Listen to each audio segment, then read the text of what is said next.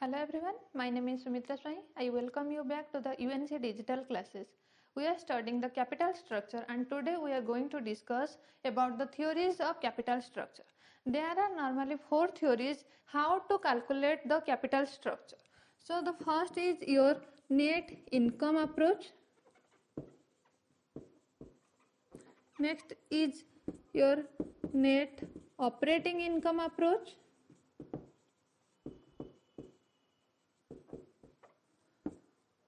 Third one is traditional approach, and last is Modigliani and Miller approach,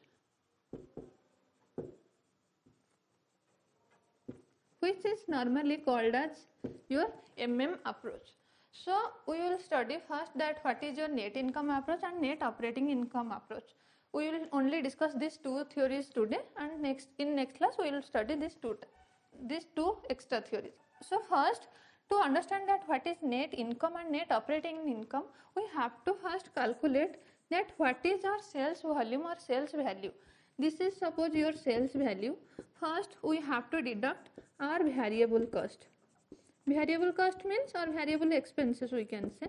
So variable expenses means those expenses which vary with the volume of unit of sales we will say. So this is our variable cost. The figure we will find here will be our contribution.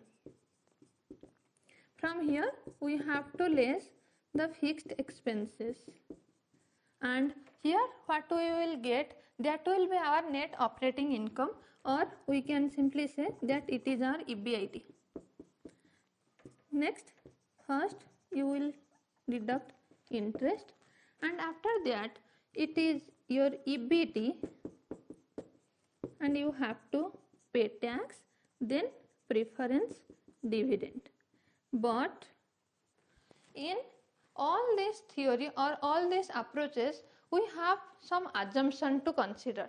For every theory, when we will set any theory, then we have to consider that the theory will be based upon some assumption. In that case, in all the theory, there are some assumption. For net income approach, it is also considered that there will be no tax first of all, and all the capital structure will only be a combination of your equity and debt. So this is called as your debt equity mix. So if there will be no preference here, then this preference dividend will also not be given. So what the EBT will be remained, that will be contributed directly to the equity shareholders as that EPS. So we can take only this much. For net income approach, how to calculate? We have to actually calculate your cost of equity, cost of debt, what is your cost of weighted average capital, means your KE, KD and K0. So what is actually capital? If you will see that this is a balance sheet and this is your liability side and this is your asset side. Asset side means your building, your land, your machines, all these things, and these assets, let's say these are amount to 200 rupees, and this amount will tally with the liability side also, and this 200 rupees means from where you have raised this 200 rupees. So we know that we have only two sources, that is your equity and next is your debt. So let's say from equity you have raised 100 rupees and from debt you have raised your 100 rupees, and we will see that this 100 and 100 will be 200, and these 200 rupees are invested in the asset side, that's why this is 200 rupees. Okay. For raising equity and debt, we have to pay the cost also. Let's say that for equity this is 15% and for debt it is 10%. So this interest means 10% of debt will be paid here. So 10% of 100 rupees means 10 rupees, and this 15% of equity will be 15 rupees, and that will be given as your EPS. This EBT will be your net income, and this net income will be distributed as your EPS. So for giving 15 rupees as equity dividend and for giving 10 rupees as your interest, you have to earn in all total 25 rupees, this 10 and this 15 will be calculated as 25 rupees. So this is the total thing actually, this is the concept. But in capital structure theory we have to calculate that what is this value and what is this value, means you will be given all these datas and you have, using this data you have to calculate that what is the cost of the value of the equity, what is the value of the debt, and what is the value of the firm. This value of firm will be, means 100 plus 100 is 200, this will be your value of firm, this known as your V. So how to calculate it? First we have to calculate value of equity. Value of equity will be your E. So value of equity can be calculated as, this is your 15, so 15 divided by your cost of equity, means 15 divided by 0.15, this will be 100. Okay, that was like that balance sheet, this is equity 100 and debt was 100. So we can get this value of equity as 100 by the formula that your net income divided by cost of equity capital. So we can write that E is equal to your net income whole divided by KE. Next is your value of debt. This is your D. Value of debt, simply we have to pay the debt from interest and that will be based on your KD. So you can see here that this is your interest, 10 divided by KD was 0.10 and this will again be 100, which is your value of the debt. So debt can be calculated by this formula, and at the end we have to calculate the value of the firm, means V. So V will be by adding value of equity and value of debt, because there is no retained earning and preference here. So we can say that it is E plus D. This is the formula for net income approach, and with this we have to draw a diagram. If you can see, actually in general sense also the cost of debt is always lower. This is your KD, cost of debt, and this is cost of equity. Cost of debt is always lower than cost of equity and cost of equity is always higher, and this particular line, this line will be your K0. K0 means your weighted average cost of capital. How to calculate weighted average cost of capital? If it is 15% and if it is 10%, then we have to pay 15 rupees and 10 rupees, means all total 25, and we have to pay this 25 based upon this 200. So 25 divided by 200, and this 25 is also your EBIT. So you can say that K0 or weighted average cost of capital can be calculated as your EBIT whole divided by your 25 is equal to EBIT, and this 200 is equal to value of the firm. So this is the formula is K0 is equal to EBIT divided by V. And in this graph we can see that cost of equity is here, this is cost of your debt, and the weighted average cost of capital can be lie between from here to here. If this is the situation, okay, if this is the situation, we can say in this situation we can say that it is a situation of 50-50, means the cost of equity and cost of debt both are equally invested in the company. If this is the situation, we can say that only 100% of equity is only invested, there is no debt.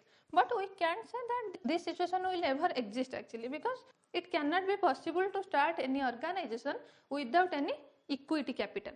So this is your weighted average cost of capital line, and according to this approach or this theory, we can simply say that the company can raise its value, the value can be raised in one case that you have to use maximum number of debt.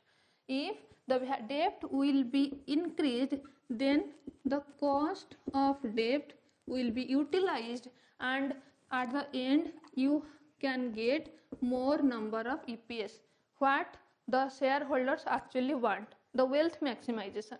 So to raise the value, we can simply say that in net income approach, we can say that the value can be raised by utilizing maximum to maximum debt. Next is your net operating income approach. According to this net operating income approach, what is actually operating income? Operating income means the income only we can get after all the operating expenses can be deducted. Means our operating expenses means your variable expenses and fixed expenses. So after deducting these expenses, what value we will get, this will be as known as our operating income approach. So for net operating income approach, we have to consider our EBIT. For net income approach, we have to consider our EBT or net income. So this we have to consider. First, we have to calculate that how to calculate your value of the firm. So value of the firm can be calculated as your EBIT divided by your K0. See, if we will only cross multiplication this, then we can say that V is equal to EBIT divided by K0. We have already understand here. So we can say that this formula is right. Next is your value of debt. Value of debt means your D. D can be calculated similarly here, that interest by KD, and value of equity, either you can say that it can be the same formula, but we can't take net income because it is only operating income approach. We have to stop here with EBIT. So how to calculate value of equity? We can say that the E will be V minus D, and the value of equity E will be your V minus D. With this, we have to draw the diagram.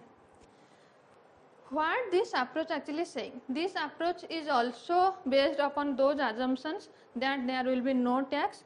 If we will raise our capital through debt or anything, the perception of the equity shareholders will not be changed. There are calculated risk in the market. So the assumption for both the case are almost same. So this theory can simply say, but this theory is completely opposite of net income approach. In this approach, we have studied that we can raise the value of the firm by raising your debt, but in net operating income approach, we can say that whatever be the composition of your debt or equity mix, there will be nothing changed in the value of the firm. So we can say that this is your KD and this is your KE. Okay, this is your KD and this is your KE, but your K0 will not be changed in any situation. That can be, this means if this K0 is constant, this is saying that if the debt equity mix consists of 20-80 ratio or 50-50 ratio or even 80-20 ratio, it cannot be 100-0. Okay, so the equity may be 20% and debt is 80%, debt is 50, equity is 50, or debt is 80 and equity is 20. Whatever may be the composition, the value of the firm will always remain constant. The value of the firm will not be changed whatever may be the debt or equity mix composition.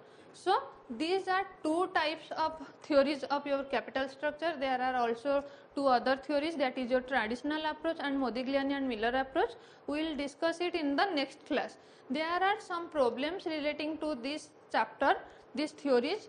You can also practice those problems to understand more clearly about these theories, but as these are not included in your syllabus, I am ignoring that.